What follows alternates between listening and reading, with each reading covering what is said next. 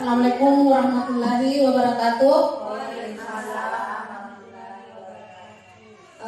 Baik, mohon maaf sudah mengambil waktu tak terkait diseminasi budaya positif yang ada di Guru Penggerak. Saya akan memberikan beberapa penyebaran pemahaman dan penerapan pengalaman budaya positif.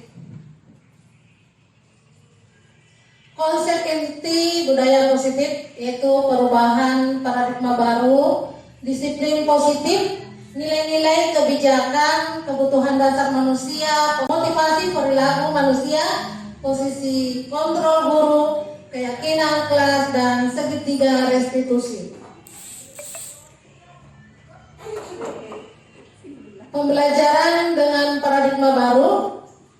Pembelajaran dengan paradigma baru merupakan pembelajaran yang dirancang berdasarkan prinsip pembelajaran berdiferensiasi sehingga para peserta didik belajar sesuai dengan kebutuhannya berdasarkan tahap perkembangan sesuai teori psikologi modern untuk mewujudkan profil pelajar Pancasila, yaitu beriman bertakwa kepada Tuhan Yang Maha Esa, berkebinekaan global, gotong royong, kreatif, mandiri, dan bernalar kritis.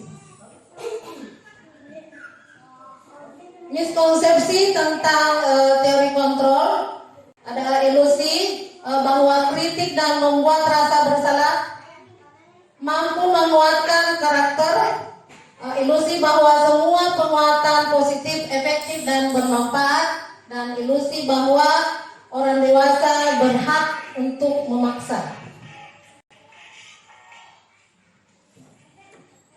Perubahan paradigma stimulus respon dan teori kontrol atau teori pilihan. Realitas atau kebutuhan kita sama dan realitas kebutuhan kita berbeda. Realitas kebutuhan kita sama, yaitu semua orang melihat hal yang sama. Kita mencoba mengubah orang agar berpandangan sama dengan kita. Perilaku buruk dilihat sebagai suatu kesalahan. Orang lain bisa mengontrol saya bisa mengontrol orang lain. Pemaksaan ada pada saat bujukan gagal. Model berpikir menang atau kalah, itu adalah realitas kita sama. Realitas kita berbeda, yaitu setiap orang memiliki gambaran yang berbeda. Kita berusaha memahami pandangan orang lain tentang dunia. Semua perilaku memiliki tujuan. Hanya ada yang bisa mengontrol diri Anda tidak bisa mengontrol orang lain. Menciptakan pilihan-pilihan baru. Model berpikir menang-menang. Maksud dari realitas kita sama ini bahwa jika kita dibujuk biasa kadang ada rasa ibantah kepada orang untuk memberi, tetapi beda halnya dengan realitas kita berbeda. Terkadang kita ingin mempertahankan apa yang kita miliki sehingga kita tidak bisa untuk berbagi. Disiplin positif. Disiplin mengacu pada disiplin diri yang memiliki tanggung jawab terhadap apa yang dilakukannya berdasarkan nilai-nilai yang diyakini. Di sini disiplin positif merupakan salah satu cara penerapan disiplin yang bertujuan untuk menumbuhkan kesadaran serta memberdayakan peserta didik tanpa imbalan, penghargaan, ancaman, atau hukuman. Sebagai pendidik, tujuan kita adalah menciptakan peserta didik yang memiliki disiplin diri sehingga mereka berperilaku mengacu pada nilai-nilai kebajikan universal dan memiliki motivasi intrinsik dalam perubahan perilaku ke arah yang lebih baik. Nilai-nilai kebajikan, nilai yang disepakati bersama lepas dari suku, bangsa, agama, bahasa, maupun latar belakang. Berikut contoh nilai kebajikan organisasi atau sekolah, yaitu profil pelajar Pancasila. Profil pelajar Pancasila di sini yaitu beriman,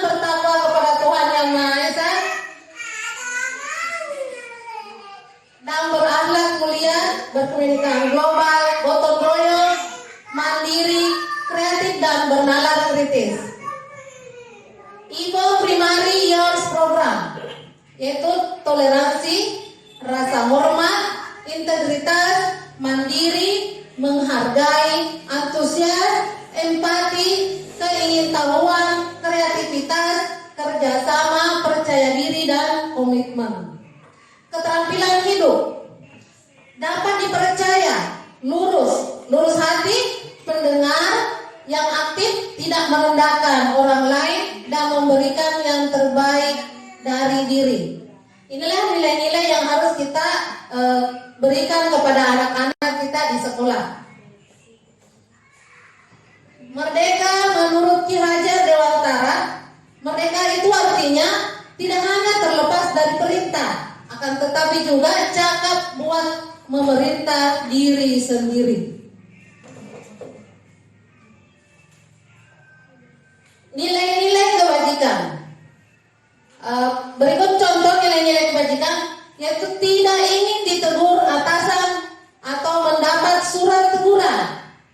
Di sini, jika kita tidak ingin mendapat teguran, otomatis kita menghindari hukuman itu dengan cara melaksanakan apa yang diperintahkan. Selanjutnya, ingin dipuji dan dihargai. Ya, untuk mendapatkan itu otomatis kita melakukan sesuatu yang membuat orang bangga terhadap kita. Jadi mendapatkan imbalan tanpa mendapatkan imbalan dan penghargaan. Tanggung jawab atas tugas dan menjadi panutan, yaitu kita harus memberi, apalagi membuat sesuatu supaya kita bisa bertanggungjawabkan apa yang kita lakukan, yaitu menghargai nilai kebajikan diri sendiri. Baik, kita bermain bersama. Hukum, konsekuensi, dan restitusi. Tindakan guru yang sering ini kadang kita lakukan di sekolah. Apakah dia termasuk hukuman atau konsekuensi? Mencatat 100 kali di buku kalimat saya tidak akan malas lagi. Kira-kira masuk hukuman atau konsekuensi? Konsekuensi. Ya, kita lanjut. Lari mengelilingi lapangan basket 2 kali karena terlambat datang ke sekolah. Hukuman. Murid diminta push up 15 kali karena tidak menggunakan masker. Hukuman. Mengganti kertas teman yang telah dicoret-coret. Membersihkan tumpahan air di meja karena tersenggol saat belajar.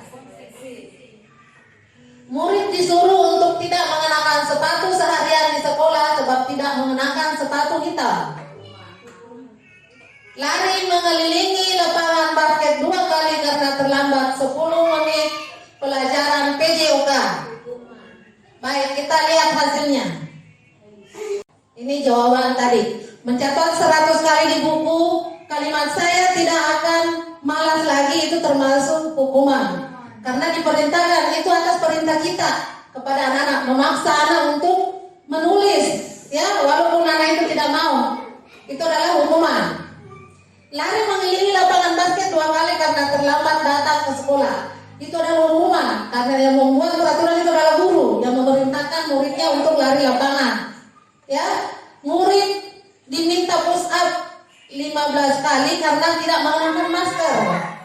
Masuk hukuman. Mengganti kertas teman yang telah dicoret-coret. Konsekuensi. Membersihkan tumpahan air di meja karena tersenggol saat belajar. Konsekuensi. Murid disuruh untuk tidak mengenakan sepatu seharian di sekolah sebab tidak mengenakan sepatu hitam. Hukuman.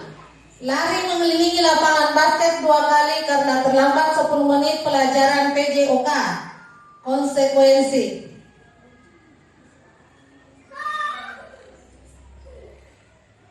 Hukum, konsekuensi, dan restitusi. Hukum adalah hukuman yang dilakukan secara spontan dan tidak berkaitan dengan kesalahan. Konsekuensi sifatnya sudah diketahui dan masuk